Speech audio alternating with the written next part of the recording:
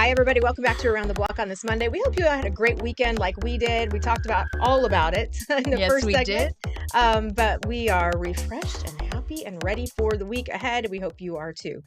Okay, so before the break, I mentioned this is one of the weirdest stories that I've seen in a while, but I saw this online. Could protein found in your hair be used eventually in our toothpaste formulations? Keratin is what we're talking about because it's such a strong bonding agent that basically, like in your hair, Hmm. creates like an enamel type coating to your hair. And so they're already doing tests on teeth in early decay and putting keratin in there. I love this. Isn't that cool? I think it is very cool. I mean, why couldn't it help? You take keratin too internally. There's external treatments too Mhm. to help your hair. This makes perfect It sense, really right? does. Yes. I love this. So it's a new study in advanced healthcare materials. Um, yeah, it's also found in sheep's wool. Human hair And in sheep's wool is more effective at repairing and protecting tooth and enamel than current treatments, including fluoride even. hmm So keratin, as you know, it's all in all kinds of hair products that you right. see, even some skin products. But um, when combined with saliva, that's what they're saying can really strengthen the bond of keratin. So weird. I know, but I love this to help more people, right? Sure. If you can save your teeth, I mean, your mouth is key. If it's not healthy, the rest of you is probably not healthy, right? I mean, it can contribute, it can make you sick. So the longer you can keep that and keep that healthy, because tooth decay can happen for a number of reasons, doesn't mean you're not brushing your teeth. I mean, Hmm. it can mean that, but sometimes it's just in your genes. And if this could help people, I'd love this. I do too. You're right about tooth decay can lead to all kinds of problems, Yeah. heart problems. Yes. It's a very serious thing, and so it's funny how everything's connected. So when you're talking about keratin in your hair, that can work on your teeth. It kind of makes sense, but it also makes you wonder what else have we not discovered yet Right. that's out Right. there. Why haven't we thought of this before? Right. Happy they're thinking of it now, but Or still. And who knew that combining it with saliva would make it like super, like, empower it, even more. yes, you hear about clinical trials in humans taking 10, 20, 30 years. Finally, something's approved. At least 10 years. This is not going to go for a human trial, but it's currently in testing, and they think that they could bring this to toothpaste in 2 to 3 years. They're testing for formulation, safety, taste, dosing, and clinical trials. So, tiny ones. This isn't, Mhm. I Mhm. probably doesn't have to be FDA approved per se, such as Mhm. something that you're actually swallowing. But what's funny too is that sheep's wool, they're like, "Oh, it comes in human hair and sheep's wool." So we're gonna work on the taste of this. We still want toothpaste to taste somewhat good, right? Yes, I mean, it makes you wonder if you gnaw on some sheep's wool, like, "Nah, nah, nah." You guys are Like gonna have to work on that taste. like those balls that you put in your dryer, the that are sheep balls. Here, just lick this a couple of times. Okay, no, not really. How can we improve this taste? Yeah, so that's something that they're gonna be looking at. But it's true, it all ties together. Right. Everything in the human body ties together, and I'm so telling you, it is. It's all connected. I mean, we know this, right? It's like we sometimes we forget that though. Like, oh, well, that does impact that, or right. like your big toe is connected to your hip. You don't think of that, but it is. It's Yeah. all connected. That's true.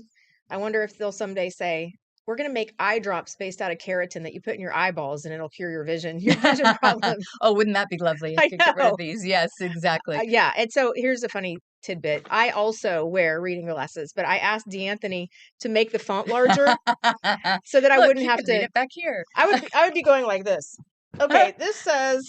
Okay, I gotta tell you, when I first sat down this morning, I looked at it and went, "Hey, I really like this new font." I know, isn't it nice? Yeah. I I would have to put on glasses, and one time I even said to Jacqueline, I was like, "I can't read this. You're gonna have to take over." Help, help. So, D'Anthony, thank you for, helping my old eyes out. I appreciate it. Exactly. How often do you mail your actual holiday gifts? Do you mail them very I often, or mean, do I you just used to yeah. when I was sending things out, different family members, or when I lived in a different state and vice versa. Sometimes I don't necessarily do that anymore. But I know lots of people still do because they have families in other parts of the country, or they a friend who lives elsewhere, you send it through the mail. What Hmm. about you? I very, very rarely ever mail holiday gifts because if you buy them online, you can have them shipped to True, either your house, their house, wherever you're celebrating true. Christmas. And so I have several times, especially if like my kids when they were younger, if they would make something handmade, then I would take it to the post office, especially when I lived out of state and ship it to my parents or Mhm, wherever. mhm. But this year, of as everything is rising, the price of everything is rising, shipping Right. rates are going up too. So they're telling us now so that we'll be prepared. Um, the U.S. Postal Service is temporarily raising shipping rates. They've been struggling for years and Right. years now, but they vary from 30 cents, which I assume is something small, all the way up to $16 that And you'll have to pay extra. a lot of it depends on where you're shipping it to, like how many stops are is that going to require, or is that going to require that this get on this plane and go here and debark and get on another plane to get to another ship. You know what I mean? It's like it depends on where you're shipping it. I think would be that giant increase of $16. 60, sure. Yeah. Yeah. And it could be overseas. Yeah, yeah, true. But so we did a story on a chocolate factory, actually, a chocolate store. And the owner was saying he hates to have to pass that on to his customers, but he Yeah. has to when he has so many Sure. orders. That Christmas season is his biggest season, the holiday season, financially. So he can't afford to also pay the increases in shipping. So he has to pass that on to his Mhm. customers. So this is a really difficult thing too for business owners, not just people, that everyday people at home shipping. Right, right. And you should kind of expect that, especially during the holiday season, you know. And they do say that this is temporary. It's going to go back down. It'll go back to where it is right now on January 18th. Yes. So it is So a temporary thing. I mean, allegedly. We'll see we'll if it see. goes away. We'll see. And they'll be like, we kind of like this increase. Well, everything costs more. Everything. The Everything. fuel, the number of employees that have to touch that package to get it to where you want it to be. I still think it's a pretty good deal, Hmm. considering when you really think about shipping and what all it entails and how, you know, the logistics of everything. Yes. It's still a pretty good deal, Yes. I mean, yeah. you And know? yes, especially since fewer people ship these days, now that we have Amazon, it's super convenient. And so, yeah, I understand the price increase, but it's at the same time that everything else is increasing plus tariffs, everything. Right. So, but just so you know, temporary, just wanted to give you guys the heads up Mm-hmm. that you might be paying more. For sure. So when you think about an animal rescue, you typically think about wildfire rescue. They're going to go get all the mammals out of there and rescue what they can, right? Mm-hmm. Relocate them and so forth. This is interesting to me because they are evacuating from a national forest a rare species of fish. So you think about fish being surrounded, I mean, in In the water. water. So you'd think that they would be safe, but you can see here there's a stream right there where they're trying very hard to relocate this rare Mm-hmm. kind of it's a rare strain of fish in the San Juan National Forest in Colorado. Yeah. I love that they're doing this though too, because sometimes the fire can make that water evaporate, make it very shallow. Maybe it doesn't have enough oxygen in it for the Hmm. fish to survive. I mean, there's a lot of reasons why you would want to relocate fish, especially if it's a rare species. Yes, so there they are. They're tiny. They're actually Mhm. trout, Mhm. but they're tiny trout. So they're called cutthroat trout, and they're trying to evacuate them from the approaching flames. Mhm.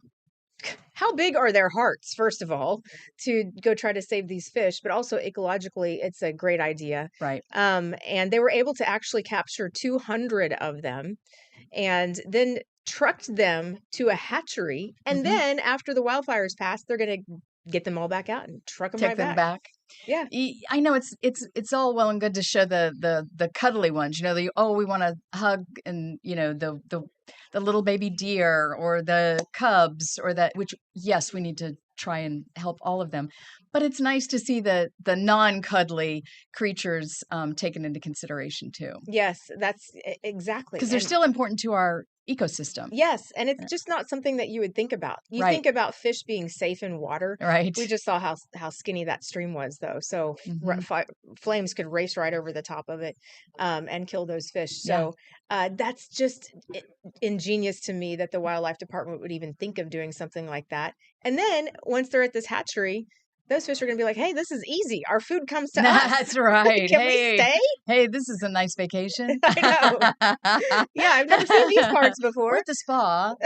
Right. Yeah. Can you believe this? People bring us food? I know. What? So they might not want to go back, but They might. apparently that's going to be the case. But that's nice too. Put them back out in the wild where they belong. Yeah, Yes, that is their home. I love it. For sure. Yes. And when you think about too, like the wildfires that they had in Australia and all of those poor koala bears, Oh, I know it. that was just heartbreaking to see. Many of them survived, but they The were burned. kangaroos, the Yes. koalas. And you would Oh, see them, the smoke coming off of yes, their fur. It was yes, just so sad. yes. But they were able to rescue many, many, many of them. And it's just, I love the heart that people have who want to rescue not only humankind, but animals too. I do too. All kinds of animals. All Yeah, kinds of they're animals. all important to our survival. I think that's a beautiful thing. I do too. You know who's been doing a really beautiful job this morning? Jacqueline. Jacqueline. She has been. We need to see you pop yourself up. I Lady. know. Jacqueline, she's over here working really, really hard. She's running the board. There she learning. is. There she is.